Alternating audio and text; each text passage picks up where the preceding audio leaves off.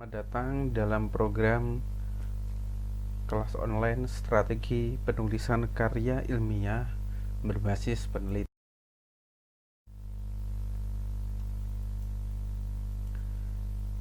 Dalam menulis sebuah artikel, ada syarat-syarat yang memang harus Anda penuhi. Pertama, Anda harus memiliki motivasi yang kuat dalam menulis. Yang kedua, Anda harus memiliki kompetensi untuk mewujudkan motivasi tersebut. Ketika Anda memiliki motivasi yang kuat tapi Anda tidak bisa mengeksekusinya, maka yang terjadi itu hanyalah sebuah mimpi, bukan menjadi eksekusi.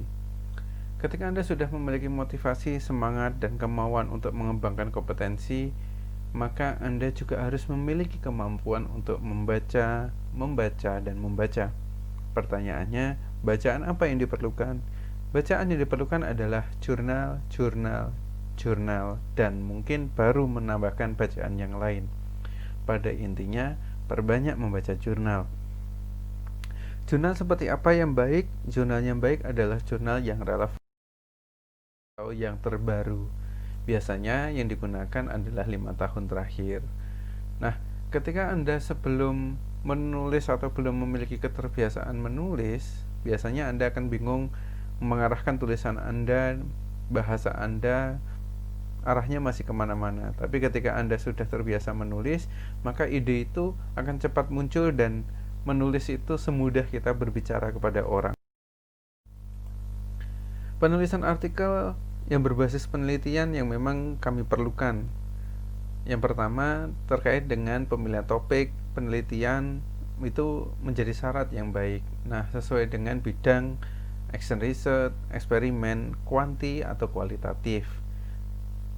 Kasusnya seperti apa yang baik? Kasus yang baik adalah berbasis teori-teori mutakhir, dan tentunya penelitian itu harus menarik. Tidak kalah pentingnya lagi adalah ketika penelitian ini terjangkau oleh kemampuan Anda, oleh waktu Anda dan biaya Anda. Jangan lupa dalam melakukan penelitian ini perlu Anda konsentrasikan pada hasil atau outcome dari penelitian itu berdampak pada sekolah Anda, pada murid Anda, atau mungkin pada proses pembelajaran Anda. Jangan lupa juga ketika membuat penelitian, fokuskan pada hasil akhirnya. Nanti salah satunya adalah penyusunan. Dalam proses penelitian harus jelas prosedural ilmiahnya. Anda harus jujur, Anda harus objektif, tidak manipulatif. Apapun hasilnya itu yang harus disampaikan. Jika hasilnya baik, maka ini layak untuk digunakan. Nah, ketika hasilnya tidak baik dalam pengujian misalkan eksperimen, maka Anda harus memberikan analisis kuat pada alasan kenapa ini tidak bisa berjalan dengan baik. Kemudian harus mencukupi dan replikabel atau bisa diterapkan. Berikutnya terkait dengan penulisan artikel, modal dasarnya adalah laporan. Laporan dari apa? Ya mungkin ketika Anda membuat action research, laporannya adalah laporan dari hasil belajar dari siswa Anda. Penyesuaian format dan style jurnal pilihan ini perlu Anda lihat dari website jurnal yang Anda tuju. Jika pada jurnal Ekonomi dan Pendidikan di Prodi Pendidikan Ekonomi Universitas Negeri Yogyakarta, Anda bisa melihatnya pada menu author guideline di sebelah kanan. Ada banyak sekali jenis karya ilmiah, ada artikel, makalah, kertas kerja, paper, skripsi, tesis, disertasi, dan beberapa artikel ilmiah populer. Namun, dari semuanya itu kita fokusnya nanti adalah pada penulisan artikel yang mengacu pada teori, memiliki sifat yang lugas dan logis. Lugas itu tidak ambigu, logis itu bisa diterima secara nalar, kemudian efektif, efisien, dan objektivitasnya berdasarkan fakta penelitiannya. Skop artikel yang diterima di jurnal tersebut, kemudian buka dan baca contoh artikel yang dimuat dalam jurnal tersebut, pelajari style penulisannya artikel di jurnal. Pelajari style penulisan artikel di jurnal yang diinginkan, penulisan abstraknya, pendahuluannya, kemudian pelajari cara membuat kajian pustakanya, pelajari pula kerangka berpikirnya, kemudian metode penelitiannya, penulisannya seperti apa, kemudian hasil pembahasannya seperti apa, kemudian bentuk penulisan simpulan seperti apa. Itu perlu Anda lihat style dari artikel yang Anda tuju. Dalam penulisan abstrak itu apa yang harus dilakukan dalam penulisan abstrak? Jangan mengawali penulisan abstrak sebelum Anda membuat sebuah artikel. Biasanya abstrak yang baik itu ditulis ketika artikel dari pendahuluan sampai kesimpulan sudah jadi, baru dibuatlah abstrak. Jangan terbalik, abstraknya duluan baru pendahuluan, kemudian metode dan hasil. Harus terbalik. Di Jurnal Indonesia, abstrak umumnya ditulis dalam dua bahasa, yaitu Inggris dan Indonesia. Banyak orang yang membaca abstrak saja ketika mencari artikel, atau mungkin ketika artikel Anda sudah diunggah dalam sistem, maka orang itu hanya akan melihat abstraknya saja. Setelah itu ketika pembaca tertarik dengan tulisan Anda, barulah dia akan masuk ke artikel seluruhnya. Nah, banyak orang yang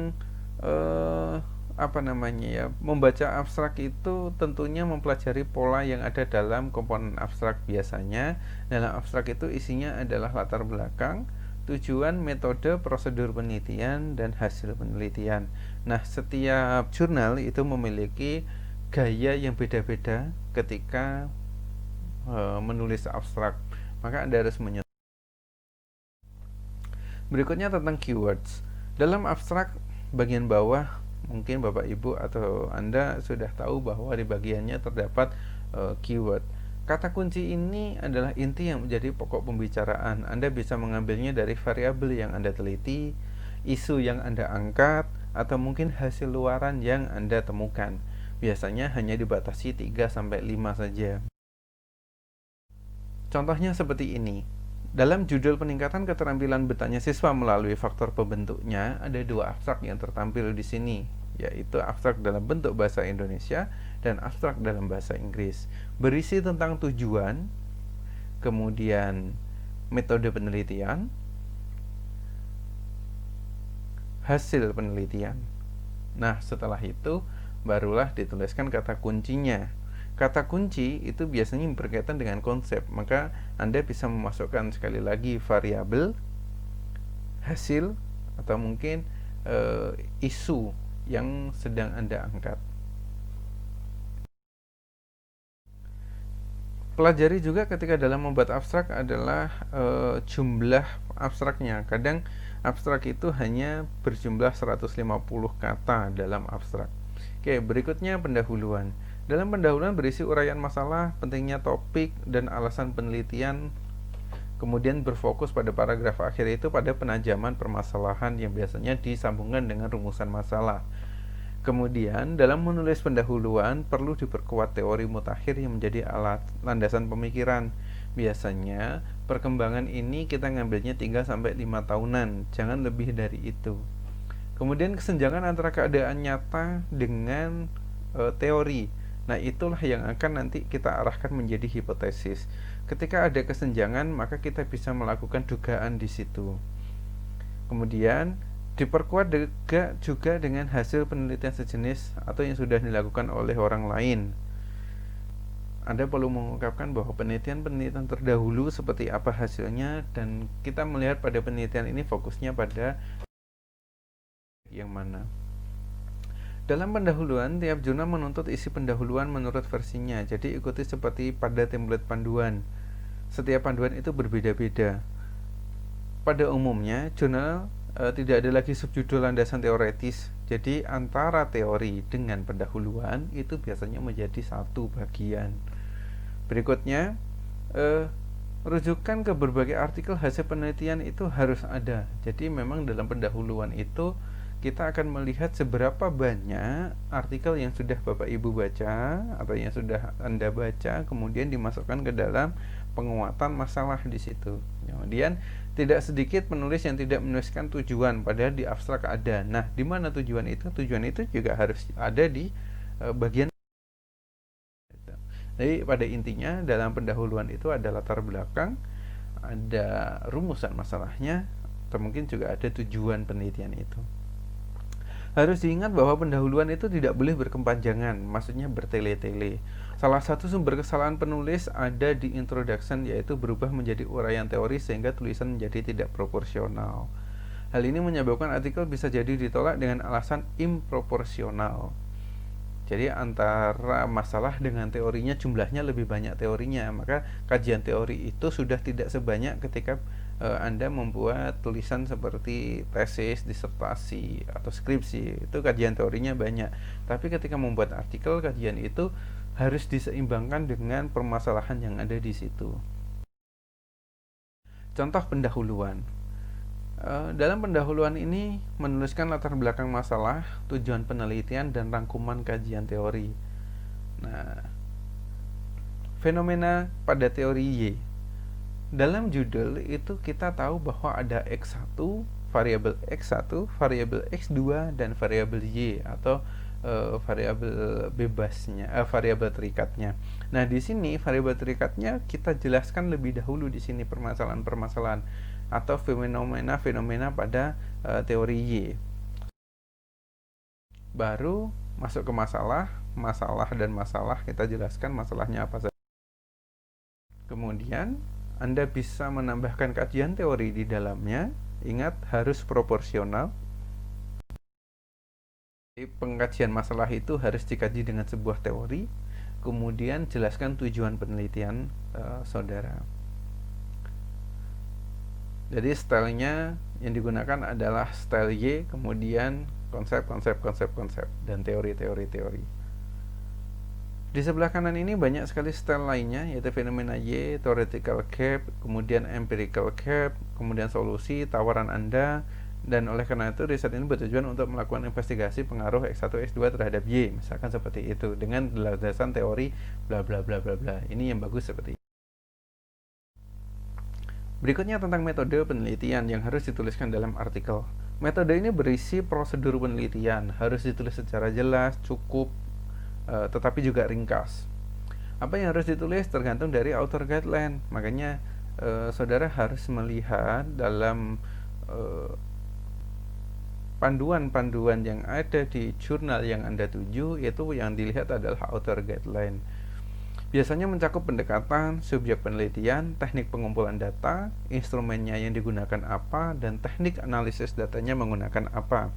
Tidak perlu uraian teori lagi. Misalkan kadang kalau dalam skripsi atau dalam tesis itu sering dituliskan ketika menjelaskan tentang penelitian ini menggunakan metode experimental design. Kemudian dijelaskan experimental design adalah bla bla bla bla bla. Nah, seperti itu tidak perlu.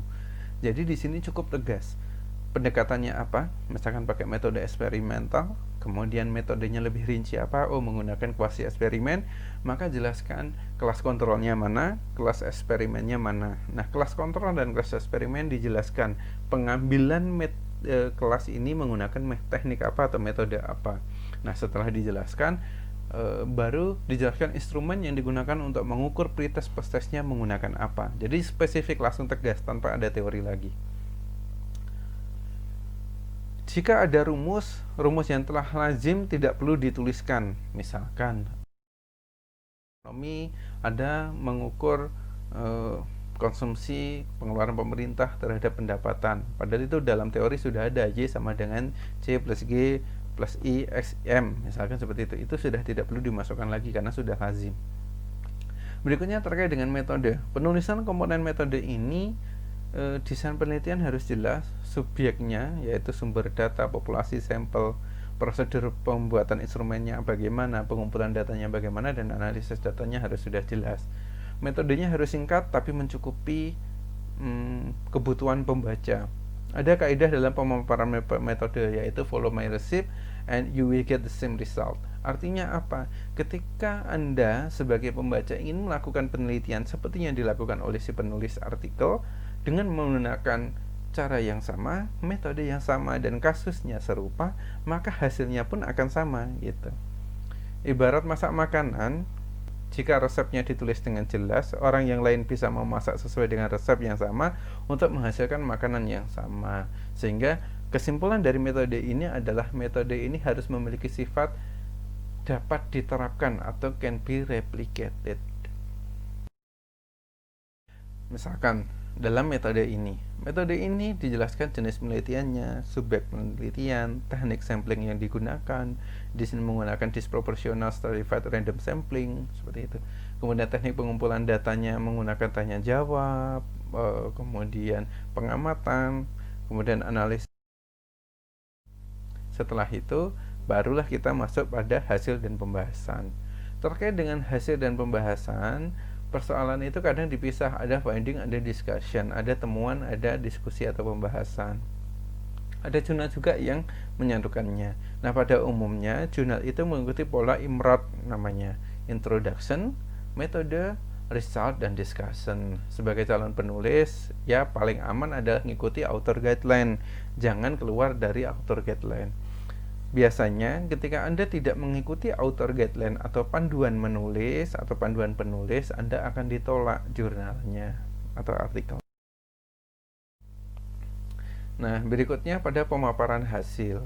Pada pemaparan hasil ini, inti penulisan artikel memuat data dan informasi yang terkumpulkan, analisis sesuai dengan metodenya dan tujuannya, penafsiran sesuai dengan hasil datanya.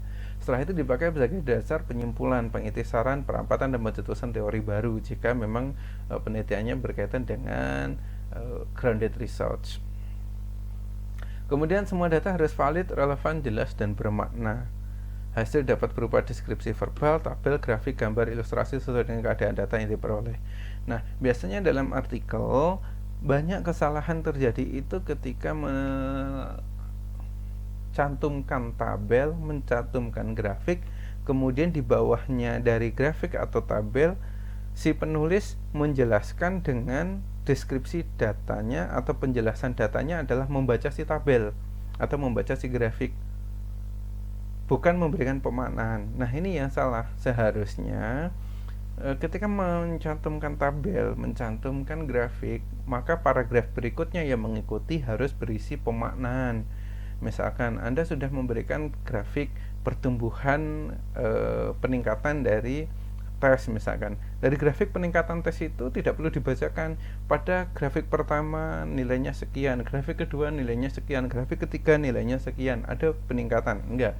Tapi Anda harus menafsirkan terjadi peningkatan dari grafik 1 hingga grafik kelima, misalkan seperti itu. Maknanya apa? Metode yang digunakan mengalami keberhasilan dengan indikator-indikator yang dijelaskan seperti berikut. Nah, seperti itu biasanya. Kemudian dalam pembahasan, ya diusahakan leluasa, relevan, terkait dengan objek, terkendali terhadap hasil, tidak pembahasannya melenceng ke sana ke sini, harus sesuai dengan orientasi tujuannya. Pembahasan berupa interpretasi, pemaknaan, dan sintesis hasil penelitian dengan teori dan temuan mutakhir yang relevan. Dalam pembahasan ini sering sekali kesalahannya adalah tidak menambahkan teori untuk memperkuat hasil. Kebanyakan hanya membaca tabel dan membaca grafik. Itu kesalahan-kesalahan yang sering terjadi. Maka ketika Anda ingin membuat artikel yang baik, maka setelah menemukan tabel, menambahkan grafik di situ, maka jelaskan teori-teori pendukung dari peningkatan tadi. Misalkan dari grafik 1 sampai 5 pembelajaran meningkat. Teorinya misalkan terkait dengan pembelajaran kolaborasi ini sangat baik untuk meningkatkan aktivitas pembelajaran siswa, meningkatkan hasil ini sesuai dengan teori ini seperti itu misalkan. Kemudian pustaka yang diacu harus menunjukkan makna kecendekiaan penulis. Artinya apa? Anda memiliki interpretasi yang baik ketika membaca artikel-artikel sebagai rujukan pendukung dari pembahasan. Tujuannya kontribusi temuan bagi kemajuan keilmuan, pengintegrasian hasil-hasil penelitian ke dalam kumpulan pengetahuan yang telah mapan, kemudian juga menyusun teori baru mungkin ketika misalkan kayak kasus-kasus pembelajaran jarak jauh, karena teorinya juga masih terus berkembang, Anda bisa mengembangkan di situ. Rujukan pada hasil penelitian lain yang relevan, misalkan nih, dari yang hasil temuan Anda, kemudian cukup relevan dengan hasil penelitian orang lain di mana kasusnya metodenya sama tapi kasusnya berbeda, maka itu bisa ditambahkan sebagai penguat pembahasan. Hasil dalam pembahasan mencakup penjelasan substansi keilmuan. Jadi itu yang sangat penting ya, harus menjawab permasalahan penelitian, kemudian dikaitkan dengan temuan penelitian dan teori dari temuan penelitian lain, kemudian tunjukkan kontribusinya terhadap bidang keilmuan. Nah, rujukan yang baik adalah rujukan yang dari jurnal-jurnal sudah terindeks gitu, atau sudah terakreditasi, jurnal-jurnal yang bagus gitu. Analisis deskriptif didapatkan sekian, hasilnya setelah itu hipotesisnya diungkapkan di situ bahwa hipotesis sekian, kemudian pembahasannya yang dibahas adalah hasil pengujian hipotesis, penelitian sebelumnya, dan opini dari penulis. Kemudian berikan kesimpulan. Nah, referensi yang digunakan untuk jurnal ekonomi dan pendidikan di Universitas Negeri Yogyakarta menggunakan APA Style, dan ini APA Style saya rasa hampir digunakan di seluruh universitas di Indonesia, jadi cukup lazim bagi Anda untuk menggunakan style referensi itu. Nah, terkait dengan literatur review tadi, konsep-konsepnya bagaimana cara menyusunnya? Nah, penyusunannya bisa menggunakan menjelaskan konstruk Y-nya dulu atau variabel terikatnya dulu, kemudian diikuti dengan variabel bebas 1 dan variabel bebas 2 jika penelitiannya kuantitatif seperti ini. Nah, cara menjelaskannya bagaimana? Dari satu variabel diambil definisinya, karakteristiknya seperti apa, indikator untuk mengukur variabel itu apa, kemudian gap-gap teori pada indikator itu apa, kemudian keluaran kita yang kita harapkan apa. Jadi urutannya seperti ini.